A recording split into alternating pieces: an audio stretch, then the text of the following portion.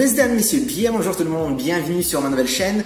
Et pour couronner tout ça, j'ai décidé de faire une petite vidéo de comparaison entre les gyroroues électriques, bien évidemment, et les trottinettes électriques. On va pas du tout parler des marques, de qualité des produits entre eux, etc. Non, c'est pas du tout mon objectif. Mon objectif aujourd'hui, c'est de comparer les deux concepts, le concept de gyroroues et le concept de trottinette, pour que vous, à la fin de la vidéo, vous puissiez faire vous-même votre propre choix sur ce que vous voulez, ce que vous recherchez et pourquoi vous avez besoin. Bien évidemment, cette vidéo-là, elle va porter mon propre avis, mon propre expérience, puisque j'ai testé les deux, et qui peut ne pas être le même que le vôtre. Et donc, effectivement, vous pouvez laisser vos commentaires, en fait, votre avis dans les commentaires, et je les lirai, et ça m'intéresserait vraiment énormément de savoir votre point de vue sur certains points de la vidéo. Donc, c'est parti! Le premier point de comparaison, c'est le début. Bien évidemment, débuter sur une trottinette, c'est beaucoup plus simple, mais vraiment beaucoup plus simple que sur une gyroroues. Vous prenez votre guidon, vous mettez un pied, vous poussez et vous accélérez. C'est parti, vous n'avez plus besoin de rien faire. En fait, du coup, c'est très simple. Vous achetez votre produit, vous le chargez et vous partez, vous faites ce que vous avez besoin à faire. Par contre, avec les gyroroues, c'est une aventure pratiquement. C'est-à-dire que vous achetez votre produit, vous le chargez et après vous galérez. Vous galérez, vous vous motivez, vous galérez, vous vous motivez pour arriver à un résultat convenable et par la suite, je vous assure que l'expérience, elle est formidable. Mais pour ça, il faut avoir un temps d'adaptation pour apprendre à garder son équilibre et trouver son point d'équilibre en fait sur la gyroroues. Donc bien évidemment, sur ce point, c'est la trottinette qui gagne une étoile.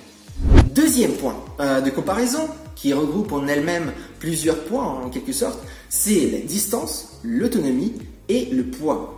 Et en fait, pour moi, c'est l'équivalent. Puisque ce qui va différencier, c'est l'argent que vous allez mettre dans votre produit. Plus vous mettez de l'argent dans votre produit, plus il sera léger, plus autonome, il ira plus loin, aussi bien pour les gyroroues que pour les trottinettes. Dans les gyroroues, vous trouverez des produits avec 2 batteries, etc., etc. Pour les trottinettes, une batterie de meilleure qualité, plus grande, etc.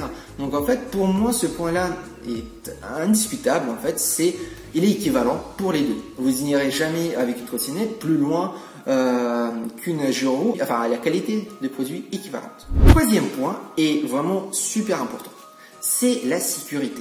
Je vous avoue que j'étais assez mitigé sur ce point, parce que en fait j'ai trouvé qu'il y avait 2 points à discuter entre les deux, à débattre. Le premier, c'était l'arrêt.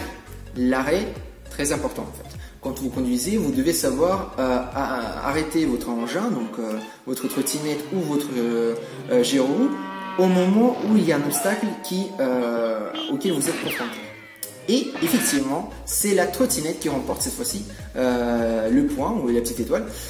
En fait, le plus gros avantage de la trottinette électrique, c'est que vous avez le guidon dans les mains. Du coup, vous pouvez vous arrêter instantanément et très facilement, puisque vous avez une maîtrise totale sur la situation.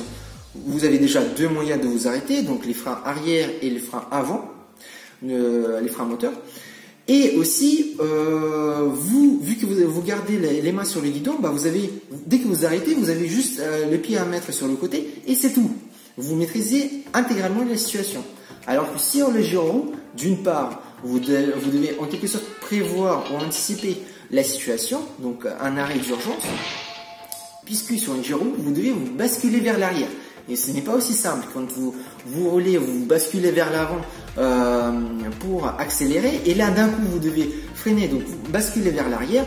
Et l'arrêt, au moment où vous le voyez, l'obstacle qui apparaît sur votre chemin, et au moment où vous commencez à vous arrêter véritablement, est beaucoup plus long que sur une trottinette. De plus, quand vous vous arrêtez, vous devez penser également à sécuriser ou à stabiliser votre engin qui est entre vos pieds. Bien évidemment, il y a la solution de sauter de votre engin si vous avancez assez doucement, de sauter de votre engin pour vous arrêter net vous physiquement, et votre engin il va continuer sa route, mais là il peut y avoir des dommages à autrui, dommages à ses biens, etc. Donc c'est pas du tout votre but, et du coup ce point là il revient à la trottinette électrique. Par contre, il y a un deuxième point des sécurités dont je voulais évoquer avec vous, c'est la visibilité.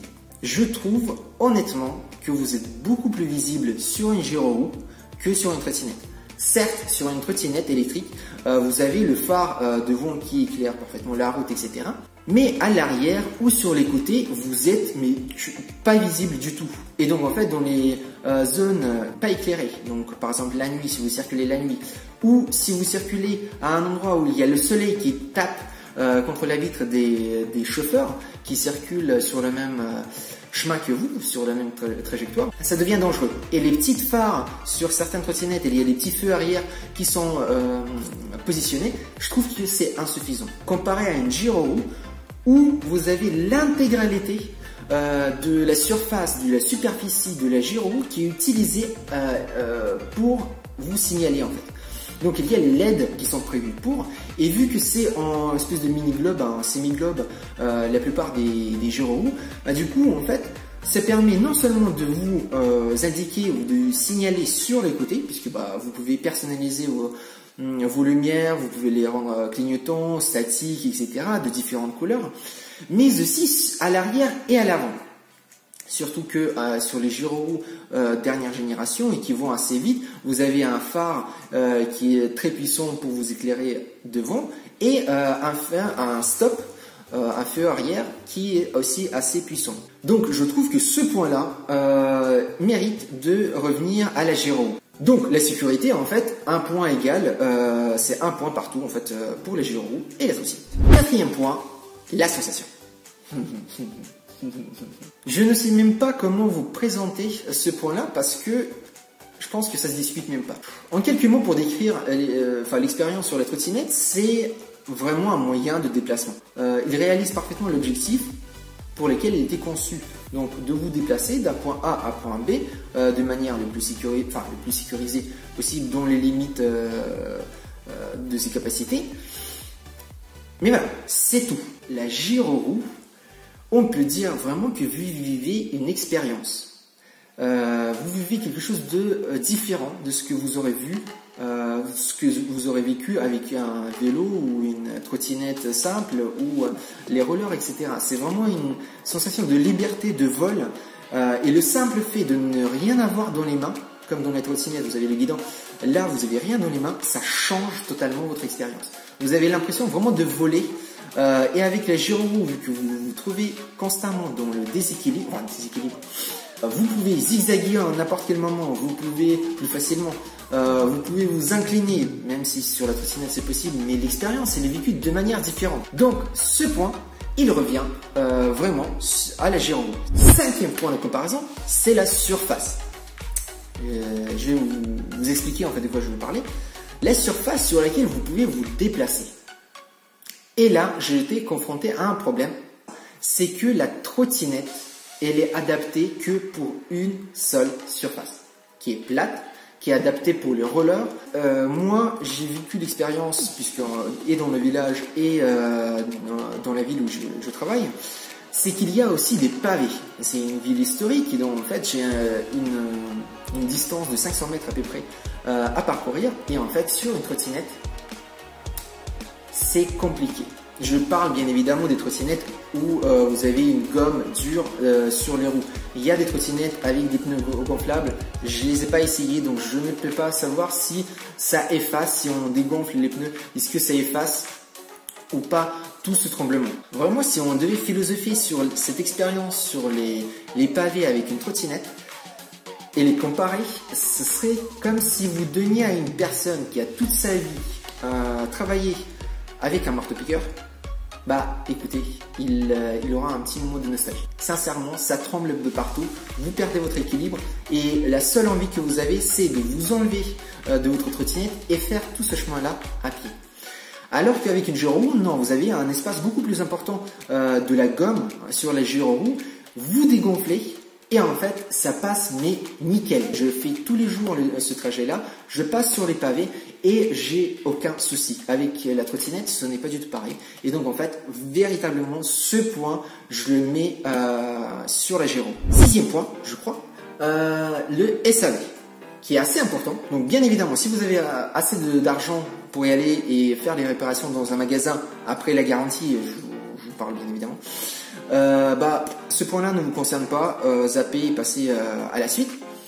Pour tous ceux qui n'ont pas de moyens ou comme moi vous aimez bricoler et vous intéresser en fait à l'intérieur du produit, Bah écoutez, je trouve que trottinette c'est beaucoup plus facile à y accéder, à changer les roues, le moteur, les freins, sauf la batterie. C'est beaucoup plus facile, ça prend beaucoup moins de temps que sur une Giro. Sur une Giro, si vous avez des bons outils, c'est juste que ça prend plus de temps parce qu'il y a beaucoup plus de trucs à déclipser, à mémoriser comment ils étaient placés, tous les vis, etc. à cacher, à aller les chercher, à débrancher des trucs et tout.